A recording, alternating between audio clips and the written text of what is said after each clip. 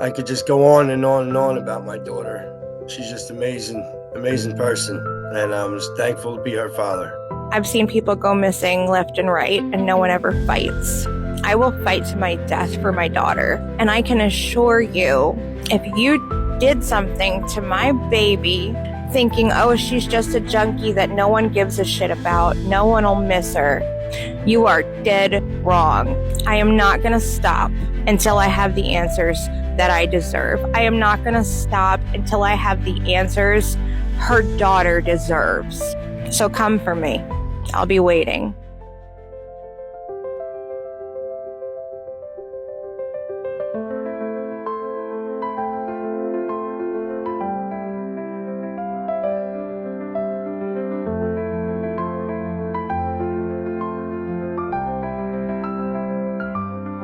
Law enforcement did pull up, not because of her, because there was some other issue going on.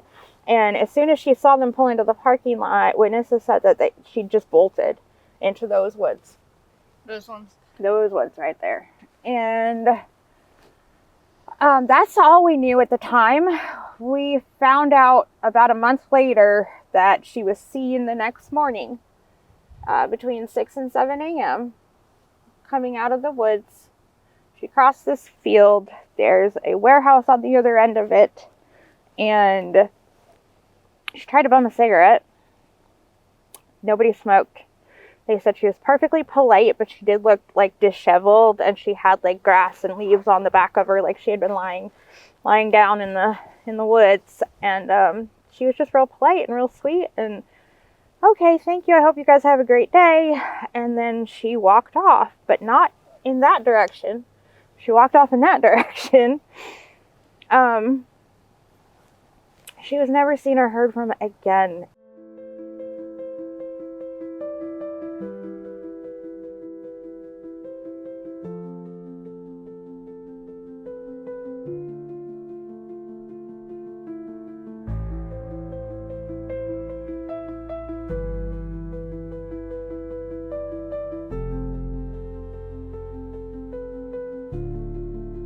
And then there's a woman at the marble slab who swears that the girl in the picture that they showed her was here at noon on the 27th. She was barefoot, wearing black leggings and a white tank top, and she was all disheveled and out of her mind. And she was saying things like, my husband's gonna unalive me if he finds me, and just crazy stuff. And so law enforcement ends up, I didn't believe him. I did not believe Michael when he came back with this information. I was like, Michael came back with the information. Yeah, Michael's the one who came back with this information. And so I was not, I don't know, my ex Mike was like, just to be fair, he is kind of out of his mind. I don't know what all he's on, but he is not right in his head. But this is what he said. This is what he told me he discovered when we were all out looking for her.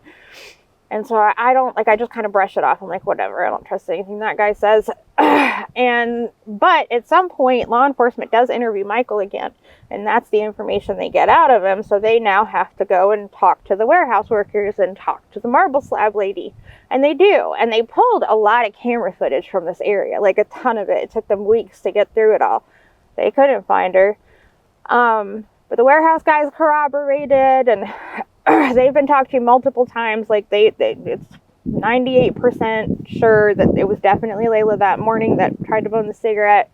But they were just really working this marble slab lead for a long time. If something was off, the things she was saying didn't quite line up with Layla. There was no camera footage of Layla in that area. None. And there's a bunch of stores up there, so you would think, right? And the girl at the marble slab had said that she was going to go try and get her a pair of flip-flops or something at 5 and Below, which is over there. And there's no footage of her at 5 Below, like none. There's gas stations all over there too, and there was no footage of her there. And the girl also made a phone call. And the person on the other end of this call, who supposedly Layla called, correct? Right. Okay. Supposedly Layla called, borrowed the marble slab lady's phone to call for a ride. This girl keeps telling law enforcement, like, I don't know, Layla. I don't know what you're talking about. Not a clue what this has to do with anything. Well, that's because it turned out that the girl was not Layla. But it took like 4 months before the actual girl was located and could be talked to. And then they saw that girl on camera in that area at that gas station across the street. Like all the things. So everything and it was like November before they like really nailed all that down and were sure about it. And so like, I don't know, that was like a whole gut punch in and of itself. That whole entire situation. Because a lot of wasted time. Yes, a lot of so much wasted time and resources. Yeah. So. Can you tell me about her disappearance? Well, she was with her boyfriend Mike. Her ex-boyfriend Mike got into a fight. They got in an argument. She left. She was at one of her girlfriend's houses, I guess, and then they said she left from there. And then when she left from there, that was it. That was it. They don't know where she went from there. So it is still an open investigation. I'm only allowed to know so much, obviously, until the case is closed. But right now, even I only know so much. So at this time, Has there been any sightings or tips? I have a private investigator that's been on my daughter's case. That's been working my daughter's case since day one, and he has information, but again, it's open case, so he can only say so much to me too at this time about it. 2 weeks after she vanished, and I was following up on leads that had come in over social media. So I was going to different places and talking to witnesses and putting up flyers and doing all of that. I was with one of Layla's school, like friends from middle school, and I get this message from Layla's dad's girlfriend, and she's like, so Layla's Cash App account just requested money for me. And I was like, that's a little weird. So I started sending dollars and asking questions. Because that's the only way you can reply to it. Mm-hmm. So I'm like, we probably sent this person at least $100. First, it sounds like her. I mean, it sounds like her. Like, and I'm like, okay. So then I'm like, okay, I'll send the money, but I want to hear your voice first. Mm-hmm. I said, you need to call me, babe. They won't let me. Well, they're not getting anything out of me until I hear your voice. I need to know that you're okay. I need proof that you're alive and that you're okay, and then I'm going to be able to pick you up. I don't care what I got to pay. Mm-hmm. I just need to be sure, right? Because also, that night when we first started getting the messages and started communicating that way, I had gone into a hotel and talked to one of the managers, and I brought it up, and they were like, oh, it's a scam. And I'm like, what? Well, yeah, haven't you seen all online, like, people are breaking into people's Cash App accounts and trying to make them believe that their loved one has been kidnapped, and they take them for all this money, and the loved one, it was, like, in the shower the whole time. And I was like, yeah, but mine is really missing. Like, that's weird, right? So we send everything to law enforcement, and they kind of give us, like, it's a scammer, too. But I'm like, this is Layla's account, dude. Like, and at some point, like, it didn't end. Like, they just kept on for days. And so at some point, like, the law enforcement couldn't ignore it anymore. And they started tracing it. Well, it took like a month to get it traced. It's not like in the movies where it's like, run a trace on that, and 3 hours later they got a piece of paper in their hand. It doesn't work that way. So, and then a bunch of stuff started happening all at once. We hit the 30-day mark, and they came and took DNA from me to put in the national database in case any Jane Does anywhere will be run against this DNA database. And then the trace comes back. I'm not supposed to tell anybody where it was traced back to or who it was traced back to right then. It was killing me, but I was asked not to, so I didn't. But went back to Michael Thompson's address, the boyfriend, and they did like a full-on 18-hour raid on the property, on the premises, and they held him the entire time and questioned the crap out of him. Didn't get much out of him, honestly. Can you tell us a little bit about Layla? Yes. Whew. Where do I start? Layla, I don't know. How do we... Layla vanished when she was 19. That was 18 months ago. She's had 2 birthdays since then, so she's 22 if she's out there alive somewhere. She is a strong-willed, feisty, hilarious, beautiful creature. She has no fear, and I think her whole life I worried that that would get her into trouble. She became a mom shortly after she turned 18, or we found out she was pregnant shortly after she turned 18, and 9-10 months later I was given a grandbaby. Having a child young is hard, and she was struggling with some postpartum, and it was difficult, and I was constantly on her to seek help and therapy and see her doctor, and but she bullheaded. She felt like she could handle it, and that's what that is. When Nova Grace was 3 months old, Layla's daughter, we lost my dad. You're gonna be a peacock. 1, 2, 3. Happy birthday. And it was shocking and traumatic and awful for everybody. And I always go back to that because I really feel like that was a huge catalyst in everything that happened going forward. Because my grief over it, Layla's grief over it, he was the most consistent male figure in her life. She was raised by a stepfather. She had her biological father around, but my dad was the one who was always, always, always there. And she would often say things like, Pop-Pop is the only one who understands me. And so losing him was awful. About 3 months after that, she started dating this young man, Michael. And have you ever met her boyfriend, Michael? I have met him, but I really only met him one other time. She wasn't with him for that long. So I spoke to him a lot on the phone when she would call me or whatever. My daughter would call me. When I was speaking to her, he would be there just speaking, talking, or whatever. So, but yeah, I don't really know of him like that, but I wasn't too fond of her being in a relationship with him. I know that. And have you spoke to him since her disappearance at all? No, I have not spoke to him. I believe the detectives have spoke to him. They spoke to him. What they got, what information they got, I don't know, because like I said, it's still open investigation. But as of right now, I'm just waiting for some answers. I was cautious about Michael and his intentions, and shortly after they started dating, she confided in me that in the very beginning, he stayed at her apartment because he was getting clean. He was detoxing off of substances. And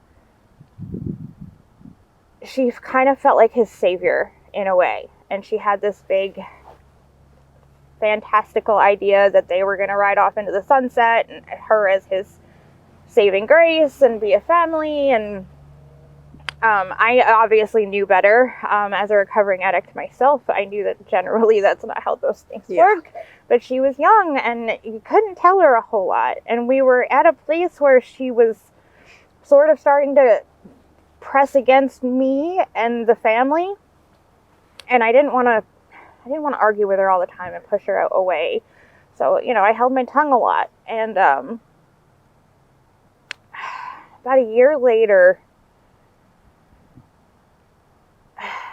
they had gotten evicted from the trailer that my mom had bought them, and she had brought Nova Grace over to me, and I took her on full time because Layla was moving in with Michael at his mom's house. And from the way that Layla talked about environment, the way she talked to me about the environment there, I was concerned for her. I was less concerned because she was grown enough to know that it wasn't a good place for Nova Grace. I actually offered to let them to come stay with us, but we had a rule. The one rule was one of y'all has to hold a job. If the three of you move in downstairs, one of y'all has to hold a job, even if it's a part-time job. One of y'all has to hold a job. I guess they didn't want to do that, so they moved in with Michael's mom, brought Nova Grace to me. Around Christmas time, I started to notice just changes in her demeanor. She had lost a lot of weight. She was sick to her stomach a lot, and it wasn't like making sense, and I couldn't get her to go to the doctor, and I started questioning things, right? You're seeing these red flags. You're in recovery yourself. You know what to look for, but of course you also don't want to be accusatory, so it's such a tender thing. You have to dance, and it's like on eggshells. Yeah. And couple months later, Michael got arrested. And I guess he allegedly had gone out to score and taken Layla's phone with him. And, you know, her phone was paid for by my mom. I think I bought the actual phone, and Mom was making the monthly payments on her to have her, you know, minutes and stuff. And Michael didn't have minutes on his phone. So when he went out, he took her phone, left his phone with her. She was on the Wi-Fi. He's out running errands. And he gets arrested. A few days later, Layla calls me, and she's upset, says Michael's mom put her out, and that she had been staying with friends. Michael's mom is blaming her for, you know, Michael getting arrested and whatever he's gotten himself into, and she put me out, and da-da-da-da-da, you know. And I asked her if she wanted to come to the house then, and she declined. And about 24 hours later, she called me at like 6 in the morning, and she's like, come get me. I can't take it anymore. I don't want to be out here anymore. Like, these people are crazy that I'm staying with. Come get me. And I did. I went to go get her thinking Michael was still in jail, but he wasn't. He was with her. It turned out that his family had bonded him and wasn't allowing him to bring Layla back to the house, and was like threatening to revoke the bond if he got back together with her. I don't know. Something along those lines. Anyway, they came to stay with me. And this is where things got really interesting. She was a whole new person. Neither of them ever smiled. They barely ate. They slept all the time. Like, just constantly. And then I started noticing weird physical things. Like, she would come up from the downstairs and she would have, like, soot on her face as if she stuck her hand in an ashtray and, like, scratched her nose. I don't know what that means, okay? It's been a while since I've been... Right. So I don't know. And then I start noticing these little tinfoil pieces all over the place. And I'm like, what is this adding up to? I have no idea. And I do some Googling, and it turns out, and Google basically said heroin. That's what Google came up with, and that smoking it is the second most popular way. And I was like, oh God, you know, because I was like, it couldn't be like something speedy, because they sleep all the time. Like, it's constant. And with the upchucking and all that, like, I that's not, you know. Anyway, by the end of the week, I actually discovered like physical evidence of substances, and I had to have a very difficult conversation with my daughter. At that point, it's no longer guessing and accusing. It's, you have done this thing. Yeah. You have brought these things into my home where we have other children and your daughter, you know. And she broke down. She broke down, cried to me. She said a lot of things. A lot of stuff came out, like family-wise, personal-wise. And I begged her that day on my back deck. It was March, the beginning of March. It was cold, but we were outside having this conversation. And I said, just stay and let me detox you. Just, I will take care of you. I'll take care of him. He can stay too. I don't care. Like, you can't go on like this. You know, how are you going to be a mom and do all the things? And, well, she said, just like a naive young person who is in the beginning stages of addiction, she felt like she had some type of power over it. And she said she had a plan, and once they got into their new apartment, that they were going to take turns detoxing and everything would be fine. And all the things. And so I had to just, you can't stay here. You can come over and eat dinner. You can come see Nova Grace, but you cannot physically live in this home if you're going to be using. You can't use in the home. Like, you know what I mean? I didn't trust her not to. So, they went back to Michael's mom's. And can you tell me about your relationship with Layla? I was pretty stern. I've been, pretty tough on my daughter, only because I only want the best for my daughter. So I have a really good relationship. She loves me. She loves the fact that, my granddaughter, she brought my granddaughter over to see me all the time whenever she came to New Jersey or whatever. And I spent time with her and my granddaughter, and she loved the hell out of me. My daughter loves me to death. And whenever she had problems or was going through something, she would call me, text me, Dad, I need to talk to you. Dad, I need help. And, of course, it's my daughter. I'd run and jump and help, do whatever she needs. But we had a really good relationship. She wasn't too happy with me at first because I wasn't enabling her habit by sending her money all the time. So there was moments where she would be angry with me or say, "Oh, forget it. I don't need you." Or at times because I wouldn't give her money all the time every day because I knew she wasn't living life right. And I didn't want to be the one responsible on giving my daughter money and something happening. So I kind of slowed down on giving her money. And I spoke to Jen, and I was trying to get my daughter some kind of help. But like I said, she was hanging around with the wrong people out in Tennessee. About a month later, I hate this story.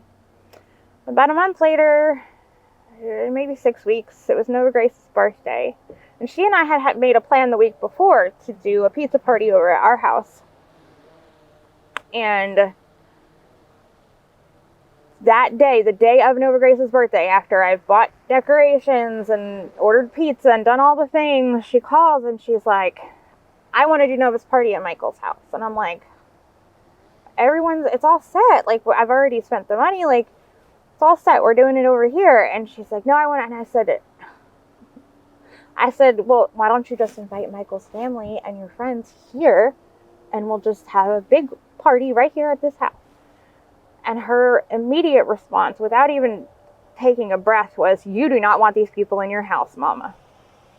So if I don't want them in my house, why would I want my grandbaby in their house for her birthday? And she and I had an argument. One of us hung up on the other, I don't remember which. And they didn't show up for the party. Okay. Well, around 9:30, my boyfriend had left to go get, like, wipes and juice and, like, things that Nova had run out of for the next day. And Layla and Michael come walking through my front door. They want the baby. 9:30 at night. I'm like, okay, but, like, she's just had a bath. She's going to bed. Like, what are you going to do with her at 9:30 if she's sleeping? Well, everyone back at Michael's is waiting and da-da-da-da-da. It was like a whole ordeal. They tried to convince me they had a car seat in the car. It was just a lot. We ended up calling the law, who told us we couldn't do anything. We didn't have any rights. We had to let her go. And we did, and I was up all night worrying about her. Because from what my daughter told me, these are, individuals who have no qualms about actively using in front of children. And, and I say that, I don't want to bash anybody. People who are struggling, it just is what it is. But that is the environment I was told it is. So, I had worries and fears. The next morning I filed for temporary custody of Nova Grace.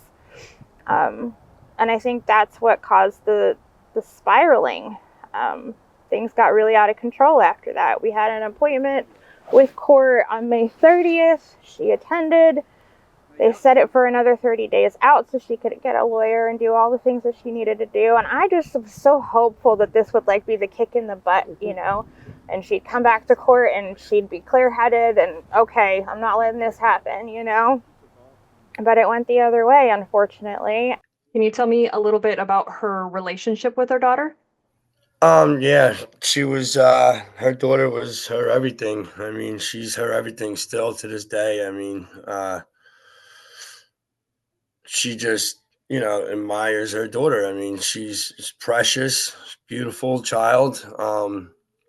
And she just was a good mother. She was a good mother to her child. And no matter what, she always made sure that her daughter was taken care of.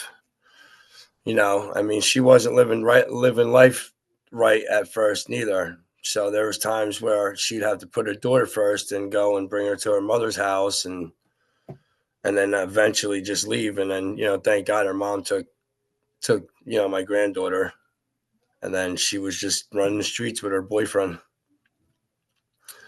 So, I mean, it's sad, but I mean, I've tried talking to her into going and getting help a couple times and everything, and getting away from the people she was hanging out with, the wrong crowd. And, you know, she got herself in this situation, and I don't know what it is.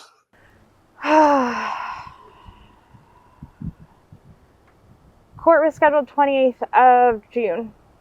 On the 24th of June, which was a Saturday, I got a message from Michael. It came in through Layla's account, so at first I thought it was her. When I opened it up, it was him.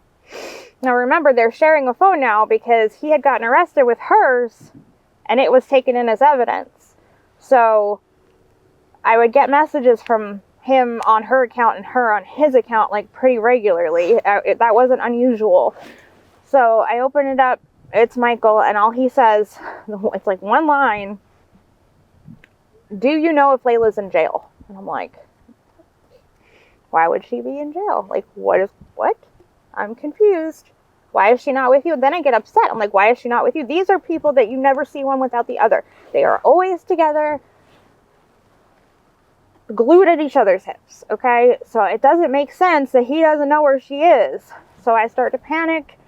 My niece was staying with me, and she had like an app where you could see who was arrested and who was booked into jail and all that fun stuff. So I ran downstairs and I was like, can you get on your app and check and see if Layla's been arrested? Like, Michael's freaking me out.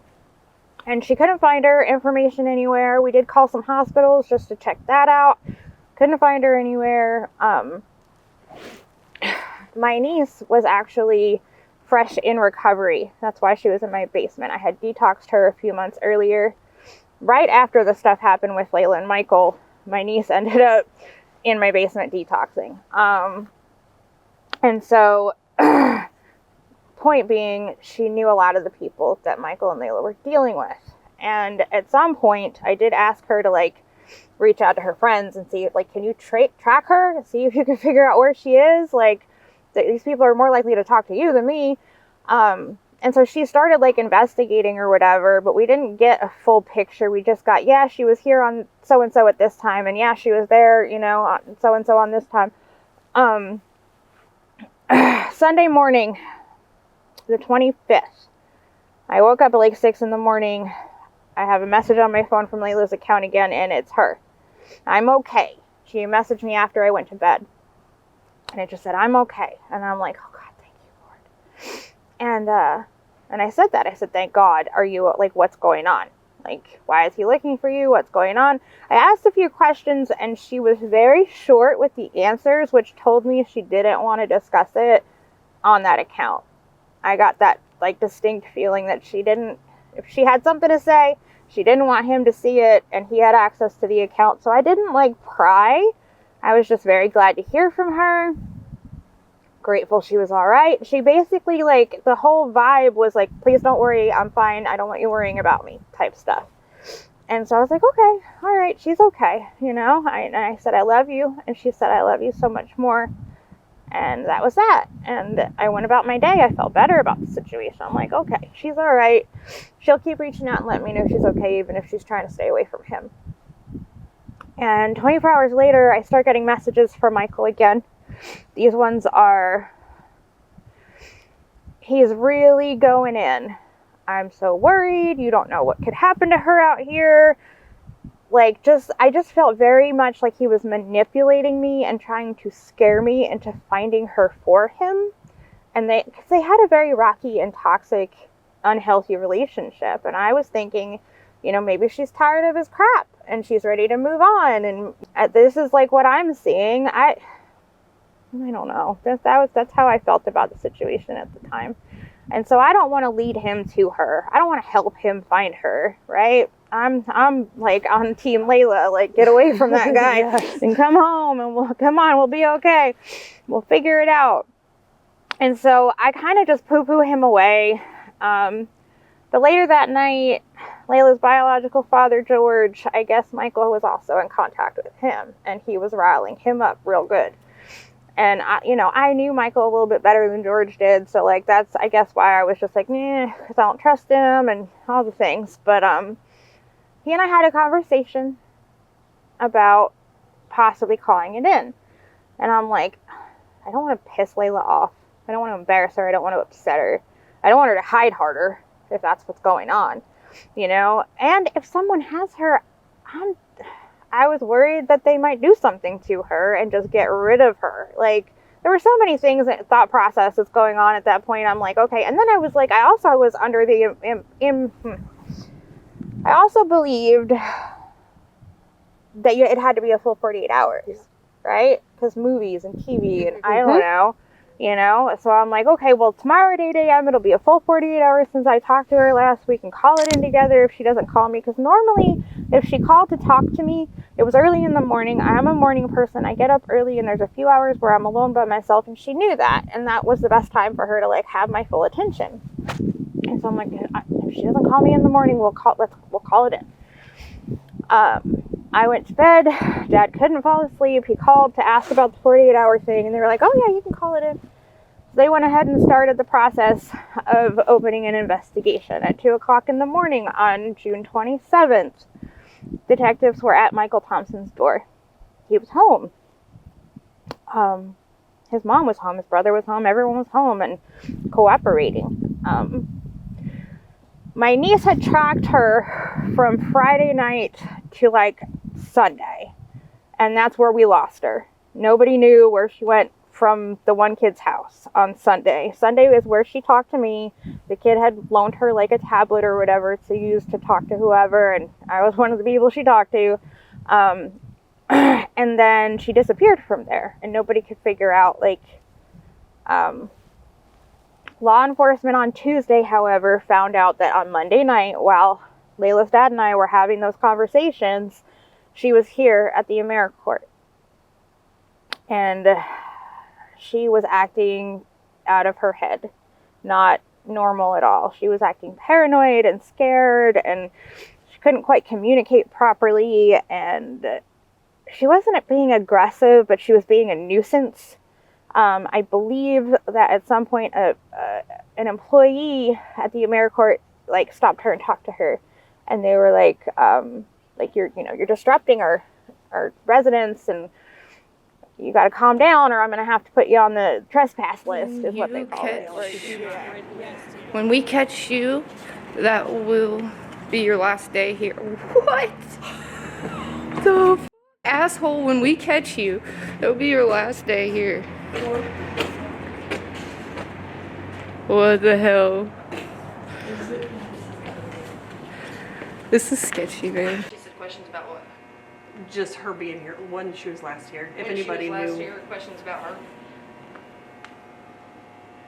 Alright, are you guys with any legal services? No. Okay, yeah, she can't take any questions then. Okay. Yeah, that's really fine. Thank her very much for. She said thank you. All right, so then after that, she has seen cowering in the laundry room, I guess. And at some point, law enforcement did pull up, not because of her, because there was some other issue going on. And as soon as she saw them pull into the parking lot, witnesses said that she just bolted into those woods.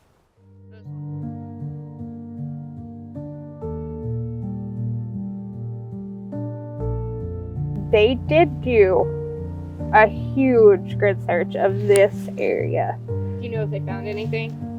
No, not as far as I've been told. But they went all up and down this green belt.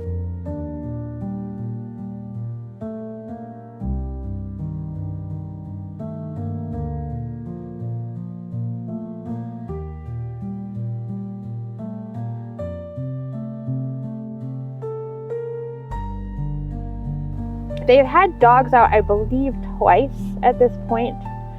The first time was this area, and the second time was this past summer, and they went over, we have this place, it's called Five Caves. It's not officially called Five Caves, but it's like local lore and all that fun stuff.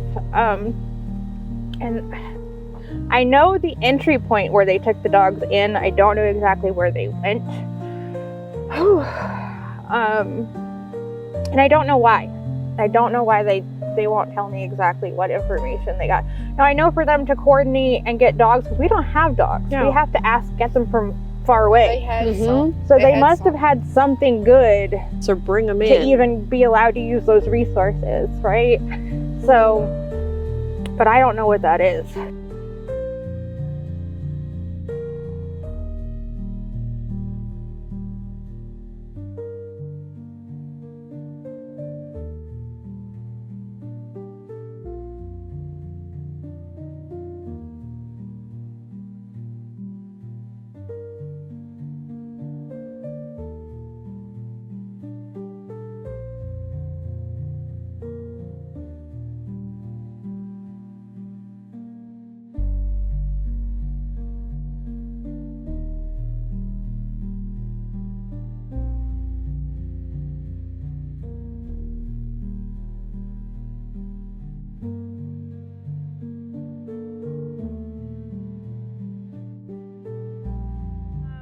Tuesday the 27th, I had to work. And when I got off work, I talked to the detective.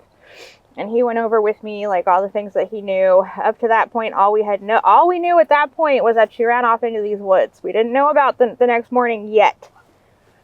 Wednesday, which would be the 28th, we had court set up.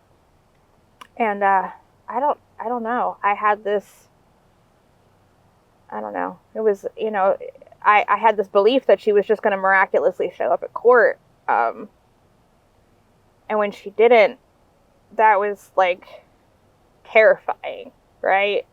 So I know she loves her daughter. Addiction aside, I know she loves that baby, and I know she wouldn't blow off court. She blows off lots of things, but that's not one of them. Baby. She's strong-willed, and she wants what she wants, and I know she wouldn't do it. So she just didn't show up. And later that day, by this time, for a few days, we had been posting, like, not a few days, we actually didn't start until the 27th, like, really posting. Michael had started posting she was missing, though, on, like, Sunday, and made more posts on Monday. And then once the report was filed is when we started posting. And we had people reaching out to us with possible sightings. Hey, I saw her here on this day, this time, like, all that stuff. So we're, like, taking in all of these leads. And somebody contacted us and gave us the room number that she was supposed to be staying in. So it's a Wednesday. I've got Nova Grace, who was only 2 at the time. And my boyfriend was at work. So I called my ex, who also helped to raise Layla. We were together for 7 years, and he and Layla were still really close. So I called him, and I was like, hey, can you go up to this hotel room, knock on the door, you know, see if she's there, just lay eyes on her. Like, at this point, I'm still like, she's just holed up somewhere. Like, I'm still telling myself that this isn't that bad. She told me not to worry. I'm going to try and not worry, you know? And so I said, and I really think he's going to find her. And he said, well, what do you want me to do if I find her? I said, well, you don't have to drag her home kicking and screaming. I said, I just want to know she's alive and okay. And if she's hungry, take her to get something to eat. I can send you some money if you need it. Like, but just lay eyes on her, talk to her. I just want to know she's okay, you know? And so he does. He comes up to the AmeriCorps. And so Mike has muscular dystrophy. So he couldn't go up the stairs. So he brought a buddy with him, because the room was like a 2 number. So we knew that was going to be upstairs. So he brought a friend with him. The friend went up the stairs. What are all these things? I don't know. Everything's like, oh my God. Get a picture of that.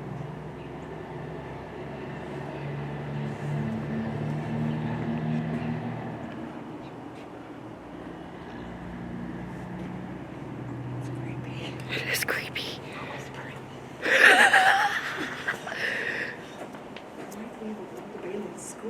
Right? Look, they're dead. Goodbye, drone.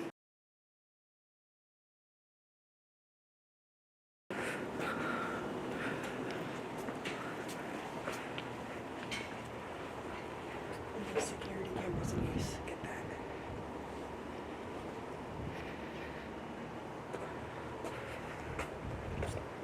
Oh my god, I'm so cold.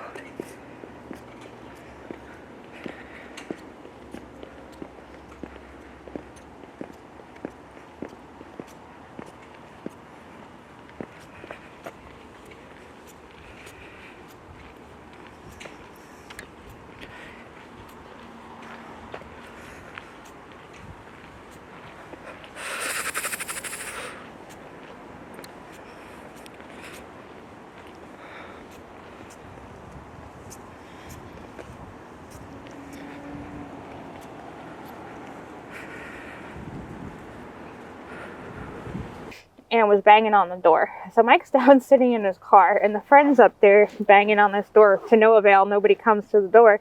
And then Michael Thompson and 2 other individuals, the way they described this to me was they came out of the shadows as though they had also been staking out the hotel. And so the 5 of them then start canvassing, talking to people. Good Lord. Yeah. The wind is just like crazy. Oh. Okay. They start canvassing the area, and they walk through here, and they talk to the warehouse workers, and they walk the green belt, and they talk to every business, anyone that they come across, and they're showing pictures of Layla, and they're asking if anyone's seen her. And these guys tell Michael about the whole bumming a cigarette thing, and then there's a woman at the marble. They were saying that was the last place, but I don't believe that was where she was last seen. Been in the warehouse, by the warehouse. It might have been, but I don't know. There's other people saying that was somebody else. It wasn't her. So it's like kind of hard to just go off of what one person says. Did anyone say if Layla said anything when she was going door to door at the motel? She was looking for somebody with face tattoos. Do you know, did they ever figure out who that was? I don't know. I know that they have a list of interested, like people they're interested in, but they won't give it to me. Okay. So I can only speculate, with my own investigating. And I did have a PI there for a while. And then there are other PIs that kind of lend themselves when they can. And, we have some ideas, but I've been asked not to really put that stuff out publicly. Yeah, no worries. Yep. Do you know of any of her friends or anybody that she's associated with face tattoos? No. I think whoever these people are, she wasn't very close with them. I don't think so. I think that she was working her way to get further and further from Michael in the relationship, and she was trying to prove something to him because they had some type of an argument on Friday where he made this comment to her where it was like, you need to get your crap together, and like, I know my daughter. And she was like, I'll show you. Yeah. I don't need you. You know what I mean? And I can guarantee you that she was just being stubborn and trying to prove something, and she got herself involved with people who are no good. And where she had contacted you afterwards to say that she was okay, did you ever find out what that was about? Or are you still... Well, just the little argument. So, I don't want to call it little. But it was a tiff. It was a tiff. Friday night, something about somebody else in the family was upset with both of them. And then, according to rumor, he kind of threw her under the bus and put it all off on her. And she was tired of being the scapegoat. And then the whole, you need to get your shit together. And she just... screw you, I'm out. And when she contacted you, you said that it was her, even though it was from Michael's account. It's because of the way she was typing and what she would say. Account. He was originally contacting me from her account, and she also contacted me from her account. So she logged in on that tablet, and they were able to corroborate all of this and tell me for certain that it was her. Good. Okay. And that was really important to me. Yeah, absolutely. Like, I needed to know for sure that those were the last things we said to each other. No, she didn't have a phone when she disappeared. No. Okay. She walked out of the house with all of her, with a bunch of her things. They later got stolen. Like, that whole story is just crazy. She left with like a garbage bag full of her stuff.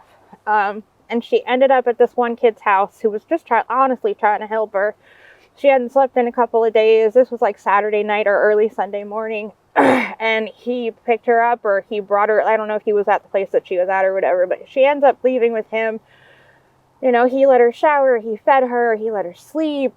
And at some point there was some kind of like crazy altercation that had nothing to do with her. And all of her crap got stolen, including the tablet that he had given her. To contact you. To contact me or whoever else she needed to contact. Was the person who stole all that stuff ever found? I don't know. Okay. Yeah. I don't know. I don't know if that stuff was ever recovered. I don't know. There's lots of rumors. There have been so many rumors. Michael, for instance, has told on himself probably 5 or 6 times, but every single time it's a different story. It's a completely different storyline. Mm-hmm. That was actually one of my questions. Is if he ever kept his story straight. No. Or if he has spoke to law enforcement officially on the record. Yes, he has. They even did a, what do you call it, polygraph? Mm-hmm. But it... Do you know if he passed or failed? Inconclusive. Why Okay. inconclusive? Well, because when you're high, when you walk in for a 5-hour exam, and it has to do with your electrical pulses in your body and all that fun stuff, and then you're already almost to detox by the time you actually take the test, you can't ever get a true baseline. Right. So, allegedly, that's what they believe is the reason that they came back inconclusive. If Layla happened to be watching this, is there anything that you would like to say to her? This one's always the hardest. I'm sorry. It always makes me cry. I'm sorry.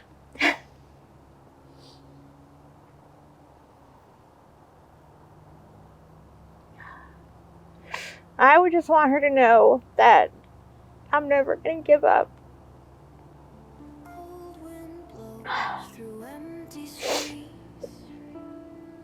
We miss her. We need her home with us. And I'm not going to stop until I get my answers or bring her home. One way or the other.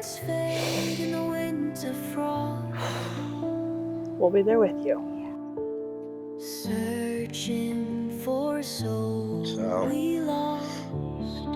I won't give up. I won't give up until I get some kind of answers and closure. I will continue to fight.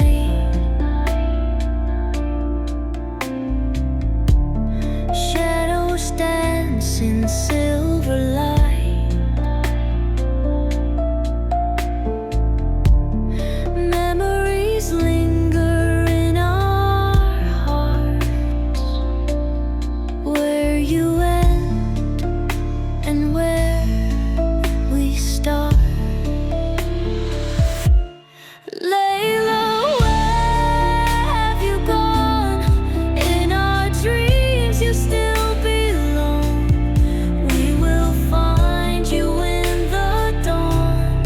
Hold on, Layla, hold on.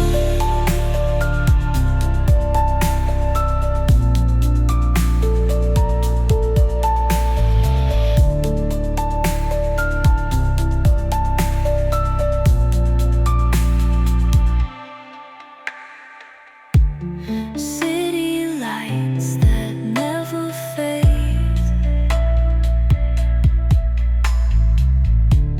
reflect your face in every shade.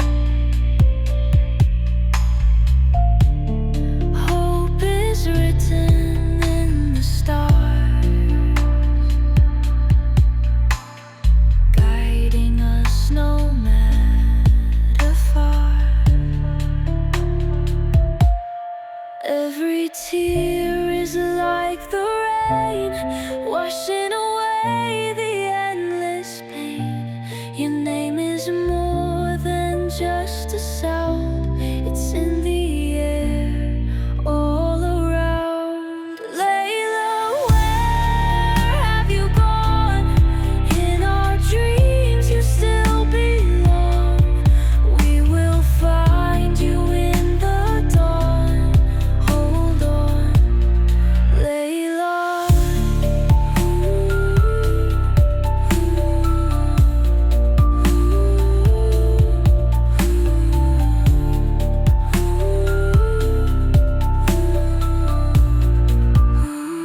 somewhere. People don't just evaporate.